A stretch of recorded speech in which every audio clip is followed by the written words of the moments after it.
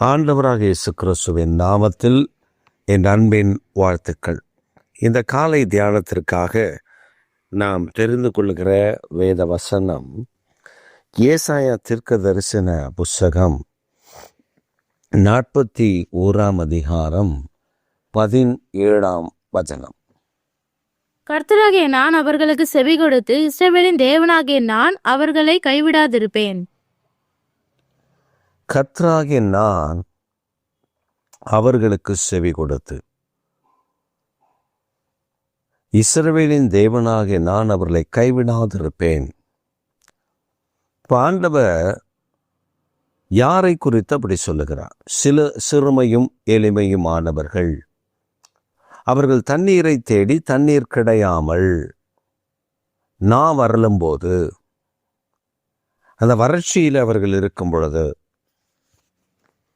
they are very thirsty, but they didn't get any water from anywhere else. But God promised that அவர்களை நான் கைவிடாதிருப்பேன், அவர்களை நான் கைவிடாதபடி காப்பேன்.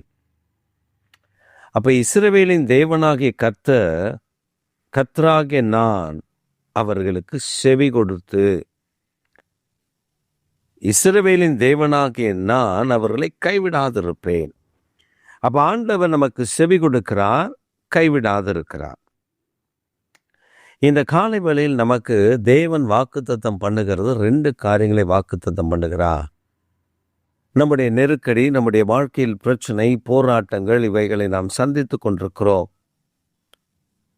பல நேரங்களில் பல காரியங்களில் நாம் சிக்கொண்டிருக்கிறோம். நாம் நினைக்கிறோம், இதிலிருந்து எனக்கு ஒரு விடுதலை இல்லையே என்று ஏங்குகிறோம். We are expecting some deliverance from our problem. We are expecting from blessings after this problem. நாம் நம்முடைய பிரச்சனையிலிருந்து ஒரு விடுதலை எதிர்பார்க்கிறோம். நம்முடைய பிரச்சனையிலிருந்து விடுதலை பெற்ற பின்பு ஒரு ஆசீர்வாதத்தை எதிர்பார்க்கிறோம். ஆண்டவராகிய தேவன் சொல்கிறார், நான் அவர்களுக்கு செவி கொடுப்பேன். I will hear all their prayers. And also, அது மட்டுமல்ல, I will not leave them alone. நான் அவர்களை தனிமையில் விடுவதில்லை, கைவிடுவதில்லை, இருப்பேன். நான் அவர்களை காப்பேன். அப்ப நம்முடைய தேவனாகிய கர்த்தர் நம்மேல் வைத்திருக்கிற நேசத்தை, அன்பை, இரக்கத்தை, காருண்யத்தை பாருங்கள். அவரை போல ஒரு நல்ல இரட்சகர், அவரை போல ஒரு நல்ல மீட்பரை நாம் எங்கேயும் எப்பொழுதும் கண்டுவிட முடியாது. அவர் ஒருவர் தான் நம்மோடு கூட முகமுகமாய் பேசி, நான் உன்னோடு கூட இருக்கிறேன், நான் உனக்கு துணை செய்கிறேன், நான் உன்னை கரத்தை பிடித்து பயப்படாத என்று சொல்கிறேன், நான் உனக்கு முன்னே போய் கோணலானவைகளை செவையாக்குகிறேன், நீ பயப்படாதே, நீ பயப்படாதே, நீ பயப்படாதே என்று சொல்லி நம்மை பலப்படுத்துகிறவர்.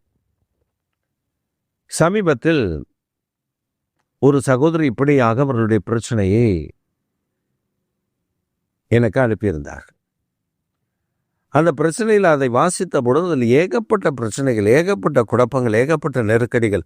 ஒரு பக்கம் வியாதி, ஒரு பக்கம் சொத்து தகராறு, ஒரு பக்கத்தில் அவர்களுக்கு விரோதமாக எழும்பி நிற்கிற ஜனங்கள், ஒரு பக்கத்தில் கேஸு, ஒரு பக்கத்தில் பிள்ளைகளுடைய எதிர்காலம், ஏகப்பட்ட பிரச்சனையில் அவர்கள் தவிக்கிறார்கள்.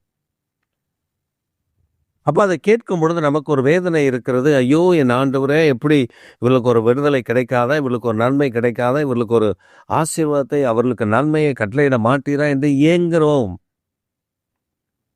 தேவனுக்கு தெரியாதா? தெரியும். ஆனால் அதற்கான ஒரு காலத்தை, ஒரு காலகட்டத்தை ஆண்டவர் நியமித்து வச்சிருக்கிறார். அந்த காலகட்டம் வரும்பொழுது இமைப்பொழுதில் அவைகள் மாற்றப்படும். அவைகள் மாற்றப்படுகிறது மாத்திரமல்ல, அவைகளை மாற்றும் பொழுது சொப்பனம் கண்டவர்களைப் போல இருப்போம். கர்த்தர் அதை செய்ய போகிறார். அதைத்தான் இன்றைக்கு நமக்கு சொல்லுகிறார். சிறுமையும் எளிமையுமானவன் தண்ணீரை தேடி அதை காணாமல் அவனா வரலும்போது, கர்த்தராகிய நான் அவர்களுக்கு செவி கொடுத்து, சேனைகளின் கர்த்தராகிய நான் அவர்களை கைவிடாதிருப்பேன். உங்களை ஆண்டவர் கைவிடாமல் உங்களுக்கு செவி கொடுக்க போகிறார். ஆமேன் என்று சொல்லுங்கள். ஆமேன், ஆமேன்.